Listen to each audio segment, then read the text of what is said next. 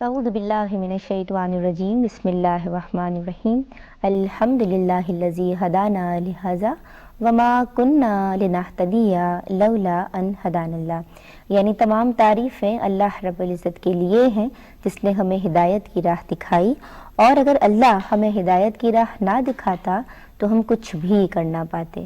اللہم صلی علی سیدنا ومولانا محمد عدد ما فی علم اللہ صلاۃ دائمۃ بدوام ملک اللہ۔ السلام علیکم ورحمۃ اللہ وبرکاتہ۔ ناظرین کرام، آپ دیکھ رہے ہیں پروگرام کائنات سیدہ ندا نسیم کے ساتھ۔ لا محدود قدرت و حکمت کو جاننے اور پہچاننے کی ایک ایمان افروز کاوش ہے جسے پیش کرنے کی سعادت پاکستان ٹیلی ویژن حاصل کر رہا ہے۔ ناظرین کرام، صحرا کے سلسلے کو آگے بڑھاتے ہیں۔ ہمارا جو آج کا پروگرام ہے یہ گزشتہ پروگرام سے پیوستہ ہے، اسی کی اگلی کڑی ہے۔ آج ہم صحرا کے موضوع پہ یا ڈیزرٹ کے موضوع پہ دوسرا پروگرام پیش کرنے کی سعادت حاصل کر رہے ہیں۔ ناظرین کرام، وہ صحرائے عرب، کیونکہ صحرائے عرب میں نے کہا تھا کہ بات تشنا ہے، اگر صحرائے عرب کا تذکرہ نہ ہو تو پھر گفتگو کیسے مکمل ہوگی، کمپلیٹ ہوگی۔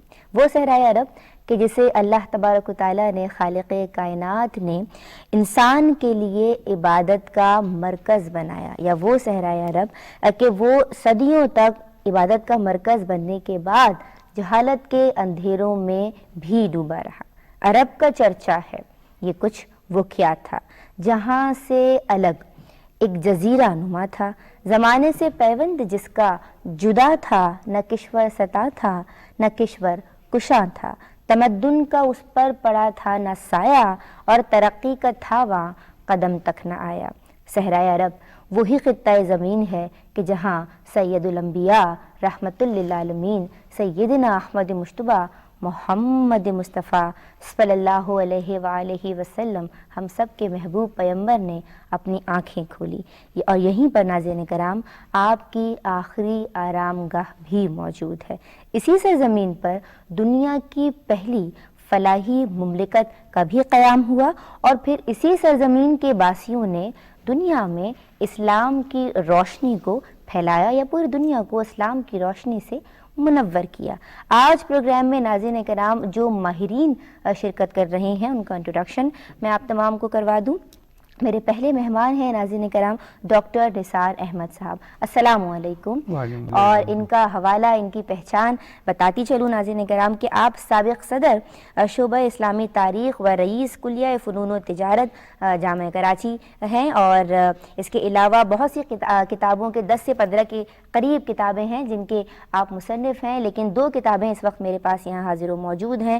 پہلی کتاب ہے نقش سیرت، اور جو دوسری کتاب ہے وہ عہد نبوی صلی اللہ علیہ وآلہ وسلم میں ریاست کا نشو و ارتقاء ہے۔ ناظرین کرام، اور متعدد بار آپ کو قومی سیرت ایوارڈ سے بھی نوازا جا چکا ہے، لیکن یہ جو کتاب عہد نبوی صلی اللہ علیہ وآلہ وسلم میں ریاست کا نشو و ارتقاء ہے، اس کے حوالے سے آپ کی پی ایچ ڈی بھی ہے، آپ کی تھیسس بھی ہے۔ بہت آپ کو مشکور و ممنون ہوں کہ آپ یہاں تشریف لائے۔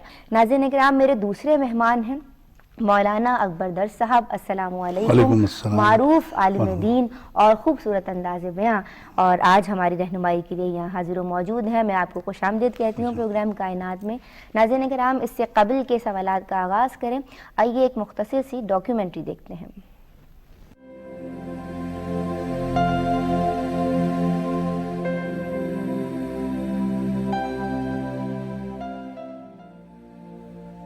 صحرائے عرب عربین پیننسولا یعنی جزیرہ نما عرب کا ایک حصہ ہے۔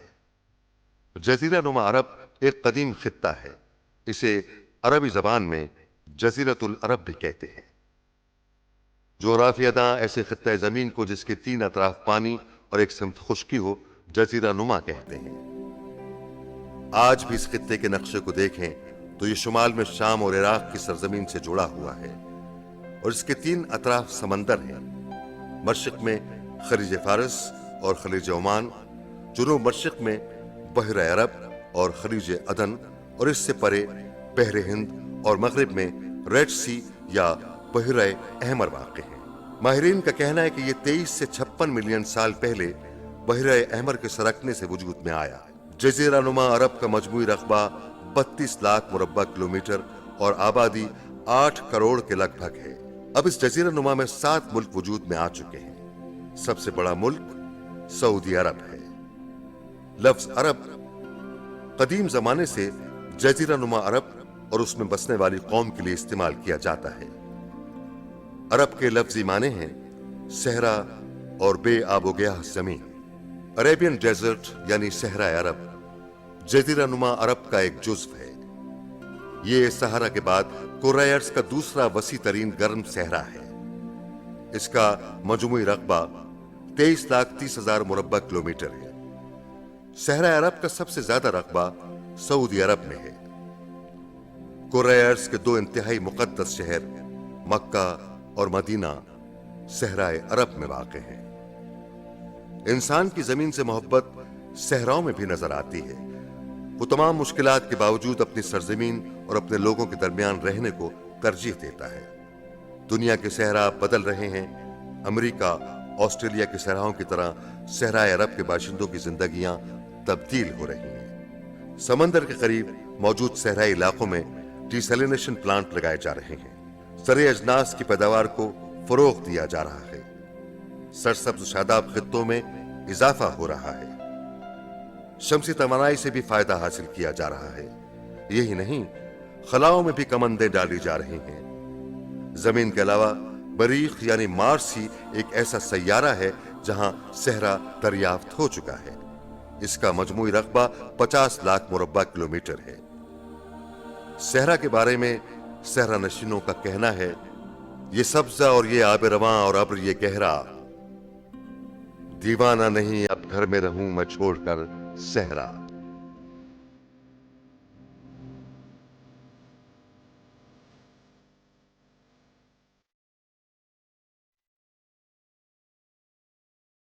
जी नाज़रीन किराम, डॉक्यूमेंट्री हम सब ने देखी। आइए सवालात का सिलसिला शुरू करते हैं। प्रोफेसर डॉक्टर निसार अहमद साहब, पहला सवाल मेरा आपसे है कि अगर हम सहरा की बात करते हैं तो सहरा के हवाले से जजीरा नुमा अरब की क्या अहमियत है? सहरा का आपने जिक्र किया और ये ऐसा सहरा है जिस पर हजारों गुलिस्तान कुर्बान हैं। ये कोई आम सहरा नहीं है और ये बड़ा ख़ास सहरा। अच्छा, इसमें एक दूसरी खुसूसियत ये भी है कि इसमें एक नहीं 2 सहरा हैं। एक इसके शुमाली हिस्से में है, सहरा नफूद है, और एक दूसरा जो है वो जुनूबी हिस्से में ज़्यादा बड़ा है और उसका नाम है अर्रुबुल खाली। अर्रुबुल खाली, जी हाँ। तो ये 2 सहरा है। चूँकि इस पूरा ये जो अरब जिसको हम कहते हैं ये जजीरा नुमाए अरब है और इस जजीरा नुमाए अरब में 2 सहरा हैं, तो इससे आप अंदाज़ा लगा सकते हैं कि इसका बड़ा हिस्सा सहरा पर मबनी है। ठीक है। तो गोया ये अपनी हकीकत और माहियत में सहरा भी है और अपनी फ़वाइद और समरात और असरात में गुलिस्तान भी है। और उस एतबार से ये जो शुमाली और जुनूबी दोनों हिस्सों में ये सहरा मौजूद है, इसलिए दरमियान में जो सतह मुर्तफ़ा है जिसको नजद भी कहते हैं, वो सतह मुर्तफ़ा है जिसमें कि आबादी है और इसमें दूसरी शहर हैं और इसमें बड़े तरक्की याफ्ता यानी इसमें अदबार। इसके बाद इसका शुमाल है, वहाँ पर भी ये हैं, और जुनूब में ये इसमें शहर आबाद हैं। तो अब ये जो एक तरफ इसके यानी इसके बाएं तरफ एक पूरा सिलसिला है चट्टानों का और पहाड़ों का जिसको जबलुस सरात कहते हैं। ये जुनूब यमन में है, यमन से लेकर के और शुमाल में शाम तक ये पूरा सिलसिला जबलुस सरात कहलाता है। तो ये कोई 800 फीट की इसमें बुलंदियां हैं और यहाँ से बाज़ चश्मे भी हैं जो बाज़ औक़ात वो चश्मे जब बहते हैं तो वो कहीं कहीं वो नीचे उतर करके और वो चश्मे और मुख्तलिफ सामान पैदा कर देते हैं। और इसका जो जुनूबी हिस्सा है वो चूँकि समुद्र से मुताल्लिक़ है और इसका जो मशरक़ी और मगरबी है वो भी दोनों, एक तरफ जो मगरबी है उधर बहर रूम और नहर सुएज़ और बहर कुल्ज़ुम है, और जो मशरक़ी हिस्सा है उसमें खलीज फ़ारस और उसका, तो इस एतबार से ये 3 तरफ से पानी से घिरा हुआ है। तो इसीलिए इसको जज़ीरा नुमा कहते हैं कि पानी भी मौजूद है और सहरा भी हैं और पहाड़ भी हैं, और इसके साथ साथ जो इसके साहिली इलाके हैं یعنی وہ شہر اور وہ آبادیاں جو قریب قریب وہ بڑی سرسبز ہیں، بڑی شاداب ہیں. اب ظاہر ہے کہ جو صحرا میں تو وہاں پر وہ پیداوار یا اس کے زندگی کے دوسرے لوازمات کا اور معاشی سرگرمی ہونا تو ممکن نہیں ہوتا، لیکن اس کے بعد جو اس سے متصل ساحلی علاقے ہیں وہ سارے کے سارے بڑے زرخیز ہیں اور بڑے سرسبز ہیں، اور ان علاقوں میں تہذیب اور تمدن کی بہت طویل تاریخ ہے جو وہاں پر موجود، جو بڑے عرصے دراز سے وہاں پر لوگ رہتے آئے ہیں. وہاں پر ایک زمانے میں حکومتیں قائم ہوئیں، سلطنتیں قائم ہوئیں، جو اگرچہ اس وقت موجود نہیں تھیں لیکن بہرحال ایک زمانہ گزرا جس میں کہ یہ تمام چیزیں وہاں پر ہوتی رہیں. بہت خوب ڈاکٹر نثار احمد صاحب. مولانا اکبر در صاحب آپ کی جانب میں آؤں گی، اور آپ سے میرا پہلا سوال یہ ہے کہ اللہ تبارک و تعالیٰ نے اپنے پیارے گھر کے لیے، یا اگر میں بات کروں کہ عبادت گاہ کے لیے، خانہ کعبہ کے لیے، کعبۃ اللہ شریف کے لیے عرب کے ریگزاروں کا انتخاب کیوں کیا؟ عرب کے جو ریگزار ہیں ان کے لیے ابھی جیسے ڈاکٹر صاحب نے ارشاد فرمایا کہ ہزاروں گلستان ان پر قربان کیے جا سکتے ہیں. تو یہ دراصل قرآن کریم نے بھی اس کا ذکر کیا ہے وہ بڑی اہمیت کے ساتھ کہ انا اول بیت وضع للناس الذی ببکۃ مبارکۃ وہدی للعالمین. تو یہ پہلا گھر اللہ تبارک و تعالیٰ کی عبادت کا اس روئے زمین پر اگر کوئی قائم ہوا ہے تو وہ مکے کو بکہ بھی کہا جاتا تھا، ببکۃ مبارکۃ، اور یہ تمام جہانوں کے لیے ہدی للعالمین کہ جتنے بھی جہان ہیں اب وہ اس کو العالم ما سوی اللہ، اللہ کے علاوہ جتنی بھی کائنات ہے یہ سب عالم میں شمار ہیں، جن کے لیے ایک تعداد محدود دی گئی ہے. وہ 18,000 عالموں کی جو ہے وہ ایک مجموعے کو جو ہے عالم کہا جاتا ہے. ٹھیک ہے. تو یہ پروردگار عالم نے جو اس خطے کو منتخب فرمایا تو سب سے پہلے جہاں پہلے چونکہ پانی کی سطح تھی اور اس پانی سے پروردگار عالم نے ایک سفید رنگ کی چادر وہاں بچھائی جہاں خانہ کعبہ ہے. ٹھیک ہے. اور اسی مقام پر جو ہے سب سے پہلے زمین کا آغاز کیا. اچھا. یعنی کائنات جبھی اس وقت مارد وجود میں یہ جو زمین ہماری ہے یہ نہیں آئی تھی، تو اس پانی سے جو ہے اللہ تعالیٰ نے جو ہے وہ جہاں اس کو جو ہے وہ ظاہر فرمایا، اور یہ حصہ جو تھا وہ تقریباً 2000 برس تک فرشتوں کی عبادت گاہ رہا ہے. یعنی زمین کا پہلا ابھار بھی کہہ سکتے ہیں. ابھار یہ ہے، اور اسی لیے مکے کو ام القریٰ بھی کہتے ہیں. اور اس حصے کو جو خانہ کعبہ کا ہے جہاں سے زمین کو اللہ تبارک و تعالیٰ نے پھیلایا ہے اور پوری دنیا میں بھی جہاں جہاں زمین کے حصے ہیں ان میں خشکی کا جو اثر جو ہے وہ قائم کیا ہے، تو اس حصے کو جو ہے زمین کی ناف بھی کہا جاتا ہے کہ یہ سینٹر ہے، مرکز ہے اس پوری زمین کا جو چاروں جانب پھیلائی گئی. پروردگار عالم سے جب حضرت آدم علیہ نبینا علیہ الصلوۃ والسلام دنیا میں تشریف لائے ہیں تو اس وقت انہوں نے وحشت کا اظہار کیا کہ پروردگار وہاں تو فرشتوں کی تسبیح و تحلیل میں سنا کرتا تھا، لیکن اب یہاں تو مجھے جو ہے وہ کوئی ایسی آواز سنائی نہیں دیتی. تو اللہ تبارک و تعالیٰ نے ایک فرشتہ مقرر کیا، اور بعض روایات میں ہے کہ 2 فرشتے آپ کی خدمت میں آئے اور وہ لے کر آپ کو جو ہے پیادہ، چونکہ آپ یہاں سرندیپ پر اتارے گئے تھے، تو یہ یہاں سے ان کو فرشتے لے کر گئے اور لے جا کر جہاں اس مقام پر جہاں اس وقت خانہ کعبہ کی عمارت ہے، پہلے بیت المعمور کو اللہ تبارک و تعالیٰ نے زمین پر یہی اسی مقام پر نازل کیا. بیت المعمور کو جو فرشتوں کا کعبہ تھا، اور فرشتوں نے جو عبادت کی تھی وہ اس بیت المعمور ہی کی عبادت انہوں نے کی تھی کہ وہاں طواف وہ کرتے تھے.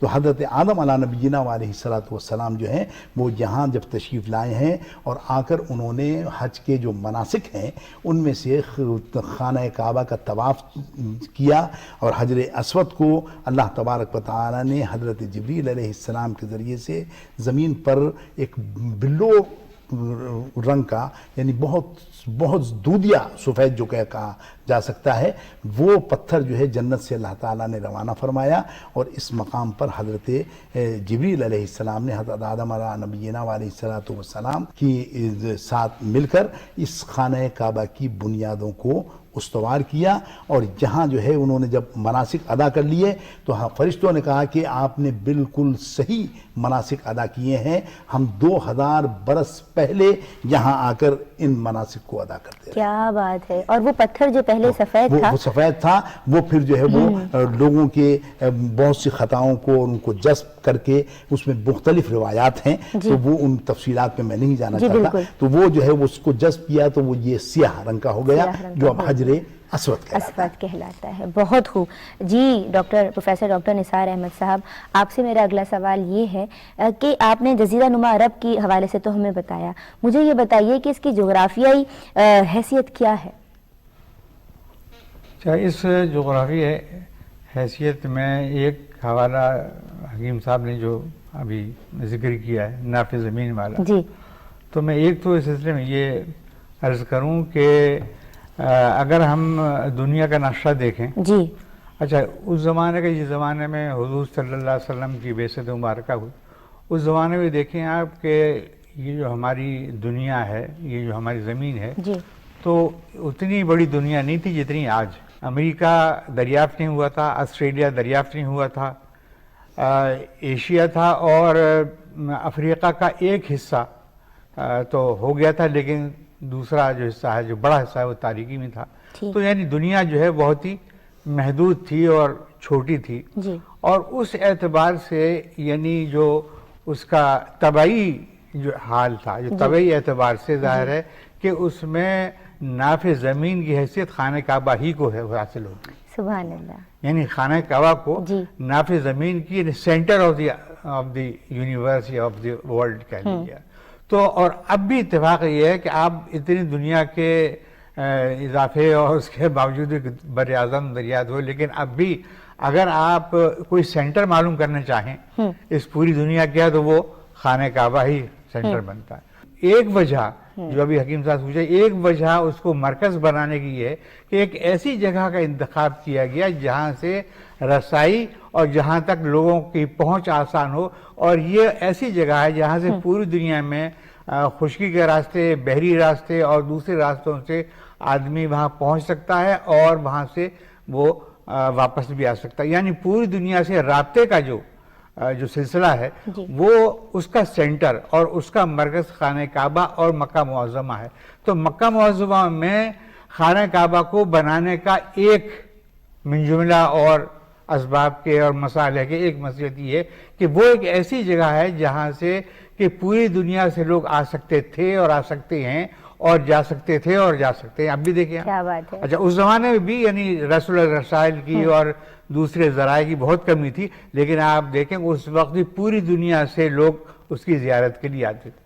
تو خانہ کعبہ کی زیارت کے لیے تمام دنیا سے لوگ آتے تھے، اور جب تمام دنیا سے لوگ آتے تھے تو ان کی ضروریات، ان کا ملنا، ان کا جلنا، ان کا آپس میں رابطہ، تو اس کے نتیجے میں ایک تو ثقافتی اعتبار سے اور تہذیبی تمدنی لحاظ سے، پھر یہ ہے کہ ان کی ضروریات ہے تو معاشی اعتبار سے، اور اس کے لیے پھر ضرورت پیش آئی کہ وہاں پر خرید و فروخت ہو، وہاں پر بازار ہوں، وہاں پر ایسے حالات پیدا ہوں کہ لوگ جہاں آئیں تو وہاں اپنی ضروریات کو وہ پورا کر سکیں۔ تو خانہ کعبہ وجہ بنا تمام دنیا سے لوگوں کی آنے کی یا ان کی زیارت کے لیے، وہاں پہنچنے کے لیے، ان کی ضروریات کی تکمیل، اور صرف مادی ضروریات نہیں بلکہ اصلاً ان کی روحانی ضرورت۔ سبحان اللہ، جو اصل ہے وہ مادی ضرورت کے لیے صرف تھوڑی آ رہے تھے کہ وہاں جا کے شاپنگ کر لیں گے، اس روحانی ضرورت کو پورا کرنے کے لیے وہ خانہ کعبہ ہے، اور خانہ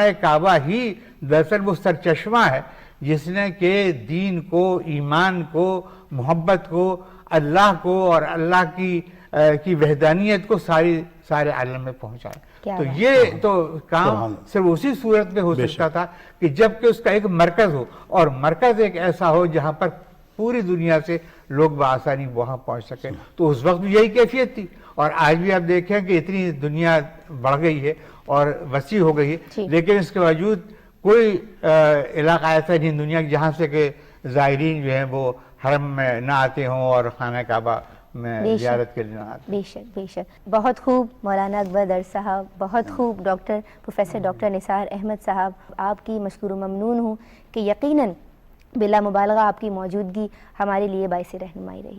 ندائے نسیم کو اجازت دیجیے، فی امان اللہ۔